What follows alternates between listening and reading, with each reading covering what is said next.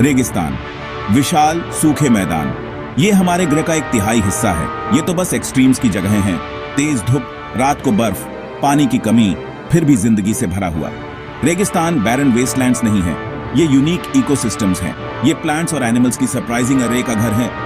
ये अर्थ की बायोडाइवर्सिटी के लिए एसेंशियल है। ये हार्श एनवायरनमेंट्स हमें रेजिलियंस सिखाते हैं। ये हमें एडेप्टेशन सिखाते हैं। ये हमें हमारे प्लैनेट के इंटरकनेक्टेडनेस की याद दिलाते हैं। सहारा से गोबी तक, चलो इन ड्राई जायंट्स को एक्सप्लोर करते हैं। सहारा, दुनिया का सबसे बड़ा गर्म रेगिस्तान। ये एक ऐसा स्थान है जहां जीवन की कठोरता और सुंदरता एक साथ मिलती है। नॉर्थ अफ्रीका में फैला रेत का समंदर। ये रेगिस्तान अपने विशाल विस्तार और अनंत रेत के टीलों के लिए प्रसिद्ध है। हवा से बने ऊंचे ऊंचे सैंड ड्यून्स। ये टीलें समय के साथ बदलते रहते हैं, जैसे कि प्रकृति की एक अद्भुत कला हो। एक ऐसा लैंडस्केप जो सूरज के साथ बदलता रहता है। सूरज की रोशनी इस रेगिस्तान को हर पल एक नया रूप देती है। तेज धूप के नीचे भी जिंदगी बनी रहती है। यहाँ के जीव जंतु और पौधे इस कठिन वातावरण में भी जीवित रहने के लिए अनुकूलित हो गए हैं। गहरी जड़ों वाले पौधे हिडन वाटर सोर्सेज तक पहुंच जाते हैं। ये पौधे अपनी जड़ों को गहराई तक फैलाकर पानी की तलाश करते हैं। जानवर दिन में छाया ढूंढते हैं, रात को बाहर निकलते हैं। ये जीव रात के समय सक्रिय होते हैं ताकि दिन की गर्मी से बच सके। सहारा जिंदगी की ताकत का एक सबूत है कि वो अपना रास्ता खुद बना लेती है। यहाँ की वनस्पति और जीव जंतु इस बात का प्रमाण है कि जीवन किसी भी परिस्थिति में फल फूल सकता है।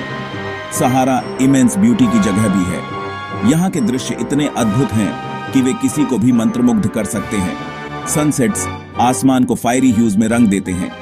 जब सूरज डूबता है तो आसमान में रंगों का एक अद्भुत खेल होता है। स्टार्स ऐसी इंटेंसिटी से चमकते हैं जो कहीं और कम ही दिखते हैं। रात के समय आसमान में तारे ऐसे चमकते हैं जैसे कि वे धरती के बहुत करीब हों। रेगिस्तान का साइलेंस हम्बलिंग और ऑ इंस्पायरिंग दोनों हो सकता है। यह शांति और सन्नाटा एक अद्वितीय अनुभव प्रदान करता है जो कहीं और मिलना मुश्किल है। सहारा का वाइल्ड लाइफ उतना ही डाइवर्स है जितना यह फैसिनेटिंग है। यहाँ की हार्श कंडीशंस के बावजूद कई स्पीसीज ने इस एनवायरनमेंट में थ्राइव करना सीख लिया है। कैमल्स एंड्योरेंस के मास्टर बहुत लंबी दूरियां तय करते हैं। ये शिप्स ऑफ द डेजर्ट कहलाते हैं क्योंकि ये बिना पानी के कई दिनों तक सर्वाइव कर सकते हैं। फेनेक फॉक्सेस अपने बड़े बड़े कानों से गर्मी को रेगुलेट करते हैं और शिकार ढूंढते हैं। ये छोटे लेकिन एजाइल प्रेडेटर्स हैं जो रात में हंट करते हैं ताकि दिन की गर्मी से बच सकें।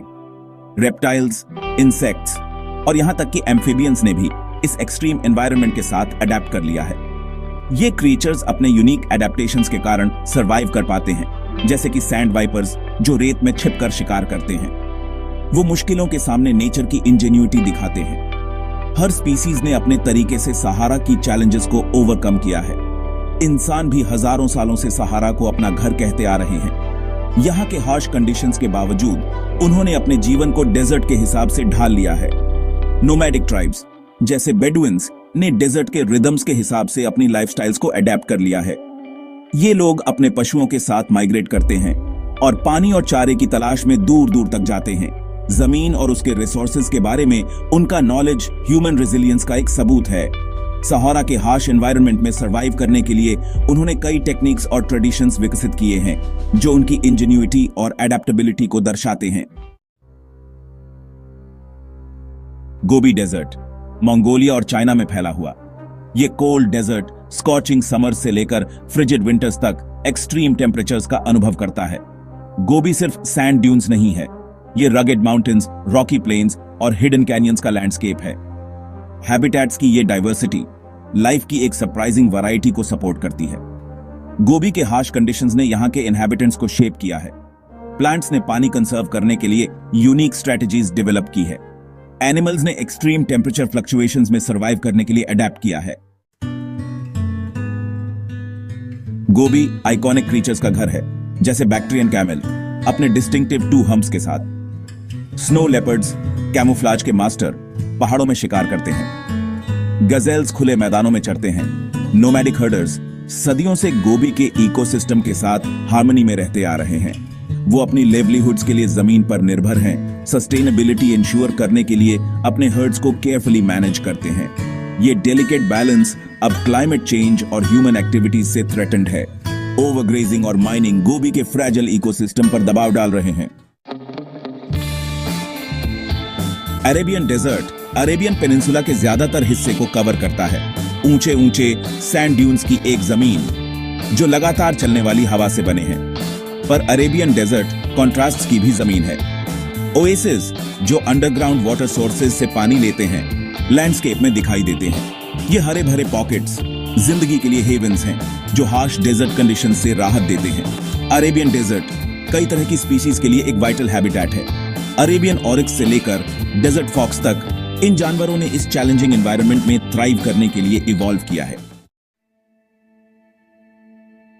अरेबियन ऑरिक्स जो कभी एक्सटिंक्शन के कगार पर था, एक कंजर्वेशन सक्सेस स्टोरी है। ये मैजेस्टिक एंटेलोप्स पानी कंजर्व करने की अपनी क्षमता के साथ डेजर्ट लाइफ के लिए परफेक्टली अडेप्टेड हैं। डेजर्ट फॉक्स अपने बड़े कानों के साथ अपने बॉडी टेम्परेचर को रेगुलेट करता है और शिकार ढूंढता है। रेप्टाइल्स, इंसेक्ट्स और बर्ड्स ने भी इस एक्सट्रीम एनवायरनमेंट में सर्वाइव करने के लिए रिमार्केबल एडेप्टेशंस डेवलप किए हैं। अरेबियन डेजर्ट एक रिमाइंडर है कि जिंदगी अपना रास्ता खुद बना लेती है, चाहे परिस्थितियां कितनी भी चैलेंजिंग क्यों ना हो। डेजर्ट्स ने न सिर्फ इकोसिस्टम्स को शेप किया है, बल्कि ह्यूमन कल्चर्स को भी। सदियों से डेजर्ट कम्युनिटीज ने इन हार्श एनवायरनमेंट्स में थ्राइव करने के लिए यूनिक ट्रेडिशंस और नॉलेज सिस्टम्स डेवलप किए हैं। नोमैडिक हर्डर्स से लेकर ओएसिस फार्मर्स तक डेजर्ट पीपल ने अपने सराउंडिंग्स के साथ हार्मनी में रहना सीख लिया है। इन फ्रैजाइल इकोसिस्टम्स को समझने और कंजर्व करने के लिए उनका ट्रेडिशनल नॉलेज इनवैल्यूएबल है। हालांकि मॉडर्न चैलेंजेस जैसे क्लाइमेट चेंज, पॉपुलेशन ग्रोथ और इकोनॉमिक डेवलपमेंट डेजर्ट कल्चर्स और उनके वे ऑफ लाइफ पर बढ़ता दबाव डाल रहे हैं। क्लाइमेट चेंज डेजर्टिफिकेशन को और बढ़ा रहा है। बढ़ते टेम्परेचर्स, बदलते रेनफॉल पैटर्न्स और एक्सट्रीम वेदर इवेंट्स की बढ़ती फ्रीक्वेंसी, ये सब डेजर्ट इकोसिस्टम्स पर भारी पड़ रहे हैं। ह्यूमन एक्टिविटीज जैसे ओवरग्रेजिंग, डिफॉरेस्टेशन और unsustainable water use in fragile environments को और डिग्रेड कर रहे हैं। माइनिंग और अदर इंडस्ट्रीज से होने वाला पोल्यूशन भी एक बढ़ती हुई चिंता है। डेजर्ट्स एक टिपिंग पॉइंट पर हैं। इन वैल्यूएबल इकोसिस्टम्स को प्रोटेक्ट करने के लिए, क्लाइमेट चेंज को एड्रेस करने और सस्टेनेबल लैंड मैनेजमेंट प्रैक्टिसेस को प्रमोट करने के लिए अर्जेंट एक्शन की जरूरत है। रेगिस्तान बैरन वेस्टलैंड्स नहीं है। ये वास्ट एक्सपेंसेस ऑफ सैंड और रॉक जो देखने में हार्श और इनहॉस्पिटेबल लगते हैं, असल में लाइफ की एक रिच टैपेस्ट्री को सपोर्ट करते हैं। ये यूनिक और वाइटल इकोसिस्टम्स हैं जो लाइफ की एक सरप्राइजिंग अरे को सपोर्ट करते हैं। यहाँ रेयर प्लांट्स, रेजिलिएंट एनिमल्स और माइक्रो ऑर्गेनिजम्स का एक इंट्रिकेट वेब है जो एक डेलिकेट बैलेंस में कोएग्जिस्ट करते हैं। ये अर्थ की बायोडाइवर्सिटी के लिए एसेंशियल हैं और हमारे प्लैनेट के क्लाइमेट को रेगुलेट करने में क्रूशियल रोल निभाते हैं। डेजर्ट्स कार्बन सिंक्स की तरह एक्ट करते हैं और ग्लोबल टेम्परेचर को स्टेबलाइज करने में मदद करते हैं। हमें इन फ्रैजाइल एनवायरनमेंट्स को प्रोटेक्ट करने के लिए अभी एक्ट करना होगा। अगर हम अभी कदम नहीं उठाते तो ये इकोसिस्टम्स इरिवर्सिबली डैमेज हो सकते हैं। हमें ग्रीन हाउस गैस इमिशंस कम करने, सस्टेनेबल लैंड मैनेजमेंट प्रैक्टिसेस को प्रमोट करने और डेजर्ट स्पीसीज के कंजर्वेशन को सपोर्ट करने की जरूरत है। ये एफर्ट्स न केवल डेजर्ट्स को बचाएंगे बल्कि ग्लोबल एनवायरमेंटल हेल्थ को भी इंप्रूव करेंगे। साथ मिलकर काम करके हम इंश्योर कर सकते हैं कि ये मैग्निफिसेंट लैंडस्केप्स आने वाली जनरेशंस के लिए थ्राइव करते रहें। कोलैबोरेटिव एफर्ट्स में लोकल कम्युनिटीज, गवर्नमेंट्स और इंटरनेशनल ऑर्गेनाइजेशंस का योगदान महत्वपूर्ण है। चलो डेजर्ट्स को हल्के में न लें। हमें इनोवेटिव सॉल्यूशंस जैसे कि एफोरेस्टेशन और सस्टेनेबल एग्रीकल्चर को अपनाना होगा ताकि हम डिजर्टिफिकेशन को रोक सकें। चलो इन ड्राई जायंट्स को चेरिश करें और प्रोटेक्ट करें। इनकी ब्यूटी और इकोलॉजिकल इंपॉर्टेंस को रिकॉग्नाइज करना हमारी जिम्मेदारी है। हमारा प्लैनेट इस पर निर्भर करता है। डेजर्ट्स न केवल हमारे नेचुरल हेरिटेज का हिस्सा हैं, बल्कि हमारे सर्वाइवल के लिए भी